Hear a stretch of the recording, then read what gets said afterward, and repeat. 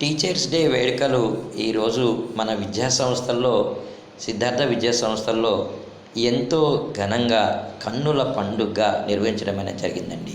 విద్యార్థులు గురువులందరినీ సన్మానించిన విధానం, సత్కరించిన విధానం నిజంగానే ఒక గురువుగా నాకైతే ఎంతో గర్వకారణంగానే అనిపించిందండి.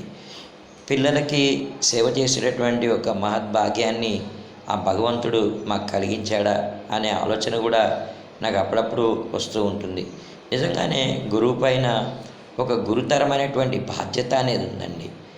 మాతృదేవోభవ, పితృదేవోభవ, ఆచార్య దేవోభవ అని చెప్పి ఈ విధంగానే అయితే అన్నారు. అంటే ఈ కొంతకాలం పాటు, ఎందుకంటే టీచర్గా వారు 10th క్లాస్ వరకు ఎంతోమంది వారు టీచర్స్ ఉంటారు, రోల్ మోడల్స్ ఉంటారు.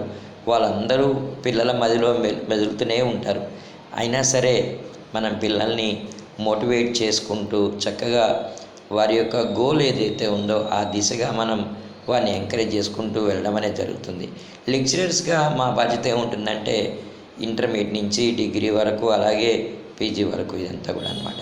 అలాగే వివిధ విభాగాలు ఉన్నటువంటి ప్రిన్సిపాల్ మేడం గారు అందరినీ కూడా చక్కగా మోటివేట్ చేస్తూ ప్రతి గురువుని వారి ఏదో చిరు కానుకల ద్వారా సత్కరించినటువంటి విధానం అనేది మమ్మల్ని కట్టిపడేసిందండి. టీచింగు మనకి ఎంతో సంతృప్తిని ఇస్తుంది. నేను ఈ సందర్భంగా ఒక విషయం తెలియచేయాలనుకుంటున్నాను. నా విద్యార్థులు ఈ టీచింగ్ ప్రొఫెషన్లోకి రావాలి అని చెప్పి నేను మనస్ఫూర్తిగా కోరుకుంటున్నానండి. ఎందుకంటే ఒక గురుతరమైనటువంటి బాధ్యత మీరు నెరవేర్చాలి. అందరికీ కూడా గురు పూజోత్సవ దినోత్సవ శుభాకాంక్షలు. మీకు జయం కలగాలి.